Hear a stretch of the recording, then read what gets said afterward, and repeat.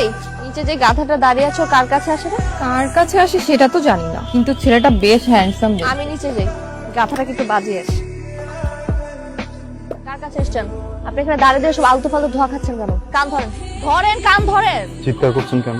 আমাদের কোয়ার্টারে এসব আলতু ফালতু ধোয়া খাচ্ছেন কেন? আপনাকে আমি নেক্সট টাইম এখানে যাতে দাঁড়িয়ে এসব আলতু ফালতু ধোয়া খেতে না দেখি, সাবধান করে দিলাম। কে আপনি? একটা দেখেছেন? এক একটা চরের ওজন 30 থেকে 35 কেজি। ঠিকঠাক যদি একটা বসে যায় না, 7 দিন ঘুরতে থাকবে না। অভদ্র অসভ্য ফালতু একটা ছেলে।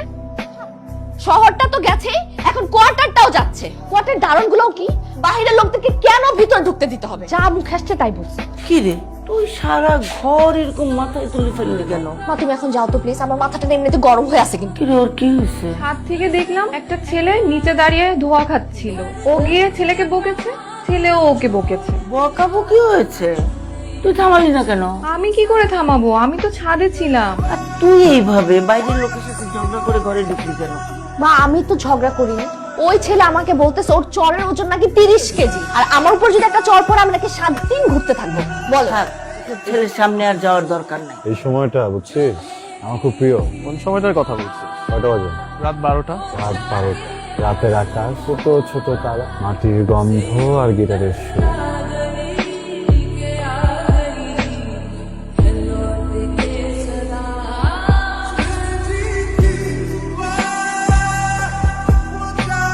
আপনার ধোয়া ছাড়ার মেশিনটা কোথায়? ওই মেশিনটা যেটা দিয়ে আপনি সবসময় এখানে খাওয়া যাবে। আচ্ছা আপনার কাছে টাকা হবে? কফি খেতে যাবো, চলো। কফি খেতে যাবেন কার সাথে? কেন? আপনার সাথে। কফি খাবেন না? কিন্তু এত কিন্তু কিন্তু কেন করছেন? চলেন তো, চলেন চলেন চলেন। কফি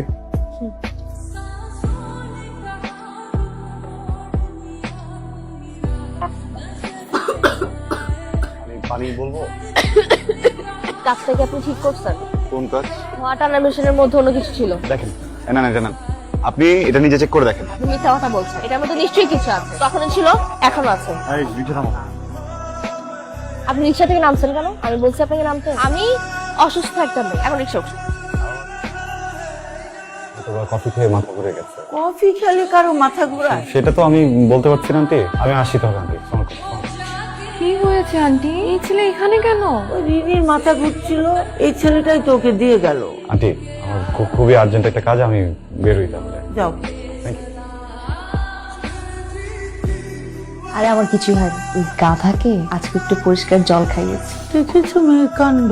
আহারে। মা তুমি আহারে হারে কেন করছো? ওই ছেলে আমাকে কি বলেছিল? ওর চরের ওজন নাকি 30 থেকে 35 কেজি। এই ছেলেকে আমি যদি 14 দিন হাই পাওয়ারের মোটরের মতো না ঘুরিয়েছি, তাহলে আমার নামও রিনি না। অনেক ভয় পেয়ে গেছিলাম। দোস্ত, আমি শিওর রিনি এই কাজটা ইচ্ছা করে করছে। ওই মেয়ে যদি এটা ইচ্ছা করে করে থাকে, তাহলে ওকে কঠিন থেকে কঠিন মাসুল গুনতে হবে। মা তোমার ব্যাগ থেকে 500 টাকা নিয়েছি।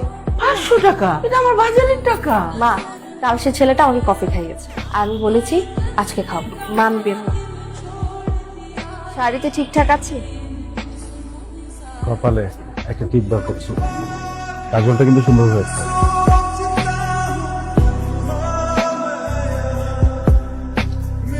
ঠিকঠাক, পারফেক্ট। তুই যে বের হয়েছেন, আপনাকে বলেছিলাম না আজকে আপনাকে কফি খাওয়াবো। মাফ চাই, আমি আপনার সাথে কফি খাবো না, সরি। কিন্তু আমি ঠিক করেছি আমি আপনার সাথে প্রত্যেকদিন কফি খাবো, সারা মাস সারা বছর। আমার মনে হয় আপনি একটু আবল তাবল বলছেন। আমি এইরকম আবোল তাবোল কথা আরো অনেক জানি, আরো বলবো নাকি কফি খেতে নিয়ে যাবো? না, বাপের টাকার গাড়ি। আপনি যদি বাপের টাকা শাড়ি করতে পারেন, গাড়ি কেন চালাতে পারবো না?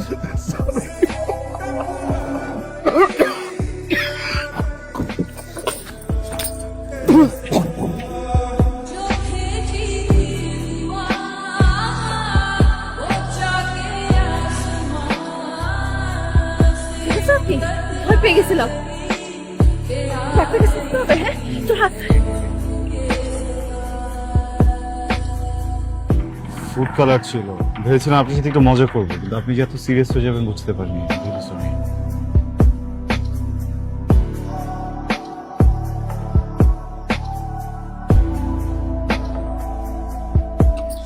কি হয়েছে তো? আরে বলবি তো কি হয়েছে? কি হয়েছে সেটা বলবি তো? মনে হয় প্রেম হয়ে গেছে। কার প্রেম? তোর? হ্যাঁ আমার। প্রেম কাকে বলে, কত প্রকার ও কি কি তুই জানিস? জানি না কেন যেন ভিতরে ভিতরে মনে হচ্ছে অনেক কিছু জানি, কেমন যেন লাগে ভিতর। অনেক রাত হয়েছে, বাসায় যা। কিন্তু ওর সাথে একটু কথা বলাও দরকার, আমার উপর একটু রাগ করে আছে। আচ্ছা তুই এখন বাসায় যা। ও যদি জানালে আসে? ও আর জানালে আসবে না, তুই এখন বাসায় যা, কালকে আসিস যা। ফয়সল্লাহ কাল তোকে দেখতে আসবে, ওদের ফ্যামিলির সবাই আসবে, কতজন আসবে? 5-6 জন তো আসবে। পছন্দ হলে কাল তারা কাবিনে করে দিতে। ওরা আবার কাবিন করে যেতে পারে মানে? আমি তো ছেলেকে সামনাসামনি দেখিও নি এখনো বাবা। কাল দেখবি। তুই কি এখানে এভাবেই ফুলটুল নিয়ে দাঁড়ায় থাকবি? তুই কি পাগল হয়ে গেছিস? বুঝছিস তাহলে? ভাইয়া জি। আপনি কি জানেন আজ না ক্লিনিকে ছেলে পক্ষ দেখতে আসবে, ছেলে পক্ষের পছন্দ হলে আজই কাবিন। আরে চল না মাসুদ, তুমি প্রেমে পড়ছো বন্ধু, তোমার ভিতরে প্রেমের আগুন জ্বলতেছে। বৃষ্টি নামা বন্ধু, বৃষ্টি নামা। এই প্রেমের যন্ত্রণা খুব খারাপ, মানে হলে ছাই হয়ে যাবা কিন্তু। ভাইয়া ছেলে পক্ষ না পাত্রীকে পছন্দ হয়েছে, কাজীকে খবর দেওয়া হয়েছে। এই তুই বারবার এসে ওকে শুধাচ্ছিস কেন? যা এখান থেকে যা। রিনি কাজে চলে এসেছে। ও যেন লাগছে ভিতর ভিতর। এমন মনে হয় সব ঠিক হয়ে যাবে। আমি ওটা তোমাকে বোঝাতে পারছি না।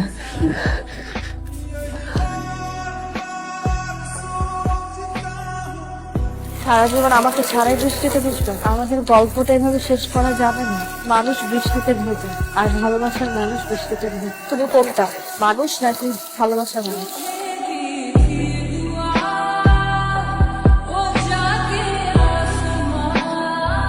আপনারা আমাকে মাফ করবেন, আমি জানি কাজটা মোটেও ঠিক হচ্ছে না, কিন্তু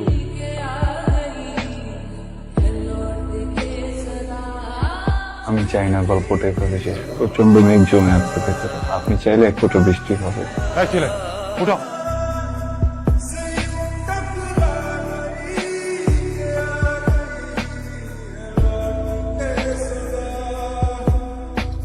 কে ছিল? ছেলেটা আসলে কি, আমিও সেটাই ভাবছি বাবা। কি বলে তোমার মেয়েটা? তোমার মেয়েটার কাউকে যদি পছন্দ থাকে তাহলে সেটা আগে বললেই হতো। আগে পছন্দ ছিল না বাবা, কিন্তু ছেলেটা যখন ঘরে ঢুকলো তখন বুঝলাম এই ছেলেটাকে আমি ভীষণ পছন্দ করি।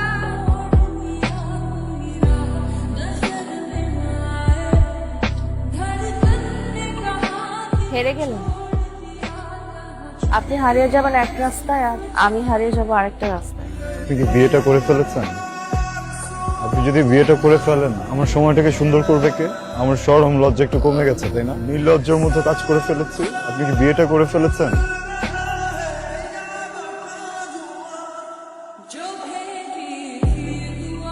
আর যখন বৃষ্টি হবে আমি তার বাসার সাথে থাকবো।